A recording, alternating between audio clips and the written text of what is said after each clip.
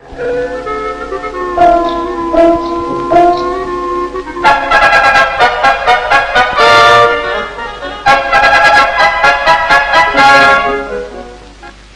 are in El Salvador, about the size of Maryland, and the smallest of the Central American republics. It is known as the Garden Republic, certainly one of the most beautiful countries in all Latin America. Lake Ilapongo, 10 miles by 5, is the national playground, and sooner or later, so they say down here, every one of El Salvador's 2 million people come here to admire and to enjoy themselves. The great highway bridge of Cuscatlan symbolizes El Salvador's progress. She has completed her share of the important inter-American highway. The road comes south from the United States via Mexico and Guatemala, and thence on to Panama via Nicaragua and Costa Rica. Along the road we pass vast fields of sisal, a plant we know as the century plant. In El Salvador's semi-tropical climate, sisal grows lush and strong, as do the weeds. From sisal we get the tough fibers that make cord and rope. It is an important crop to all Salvador. Moving on, we visit a coffee plantation, one of the thousands of small family-owned ranches that are the pride of El Salvador. Whole families work when the crop comes in, for all coffee must be picked by hand. When the price of coffee is high, the people of El Salvador are prosperous, for theirs is one of the world's finest coffees and the most important crop in the country.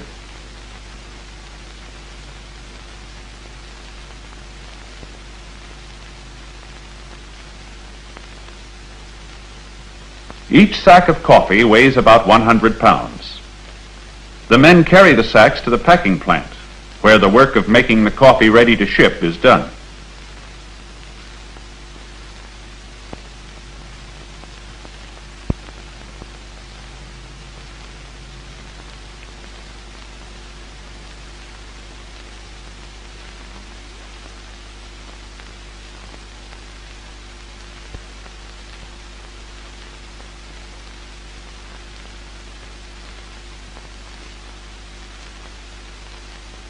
Sometimes these little plants are owned by one man, sometimes by groups of small growers working together. The washing of the coffee is important and always must be done in running water. The work is not easy.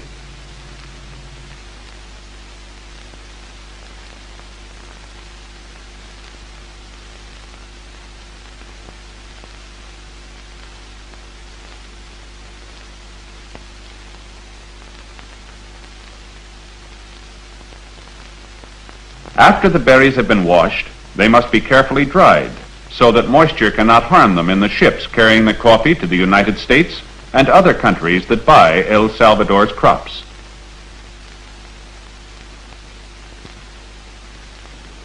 The coffee must be turned over during the day so that the sun can dry the berries evenly. Before the coffee can be used, it must be roasted. This is done after the coffee reaches its destination. The reason? Every country prefers its own method of roasting, which affects the flavor of the coffee.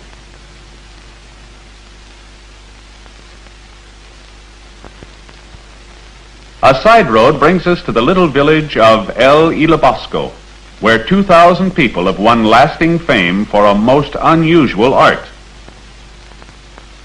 Working with the simplest of tools, women of Ilabosco make the tiniest of figurines. Little clay dolls, designed especially for the Christmas season. The paints used are mixed to secret formulas.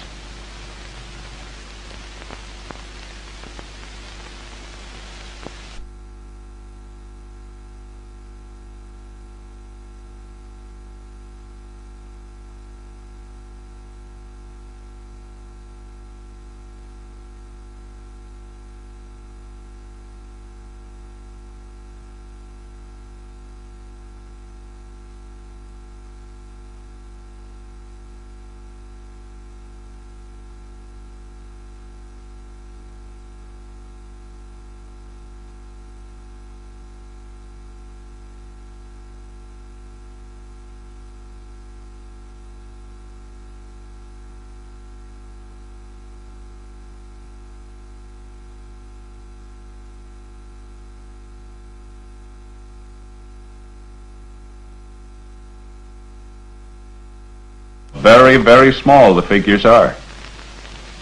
An Indian home. And here's all the family.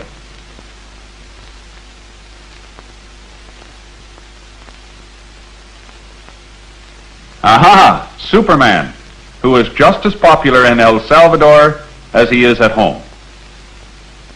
Cowboys. Market Day, the tortilla man. The fruit sellers. A market day group.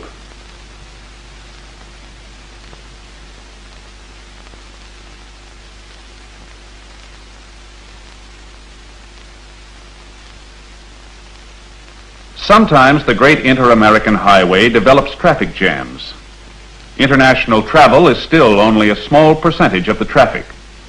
For after all, the road here belongs to the people of Salvador and their possessions, including the cattle. But we're soon free.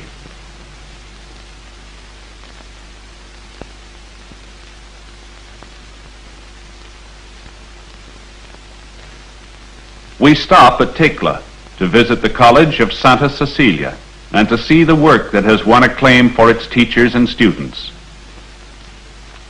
The boys who have won admittance have a good time, but also have an assured future.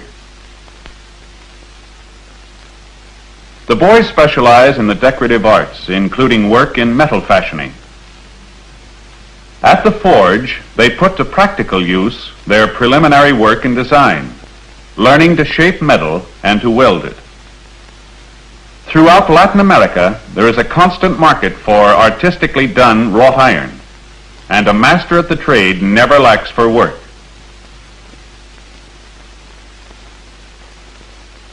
Other students go in for wood carving. They practice the use of hand saws in the old tradition of the carver. They learn that a mistake with a chisel can't be fixed, and that attention and carefulness afford the only certain results. The designs they cut are their own work, even to the most intricate patterns.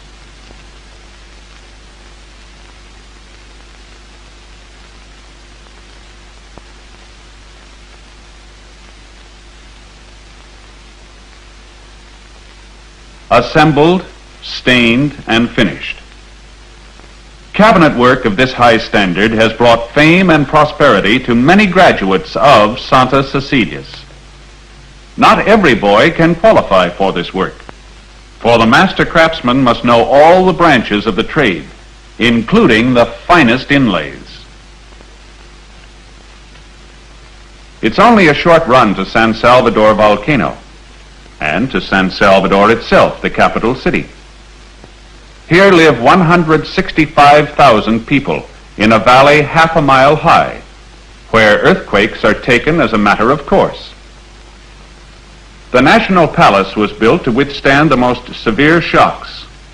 A ride through the city reveals how modern San Salvador has become. The city is more than 400 years old, far older than any city in the United States. Yet its streets teem with buses and cars and traffic policemen, exactly as in any city in our own land.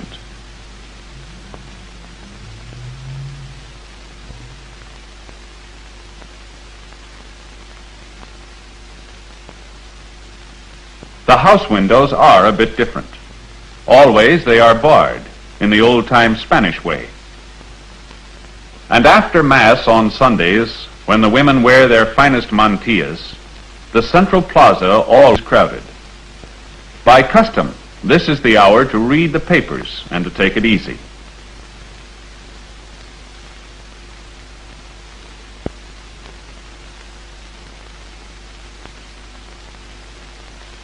Good luck to our good neighbors, the people of El Salvador.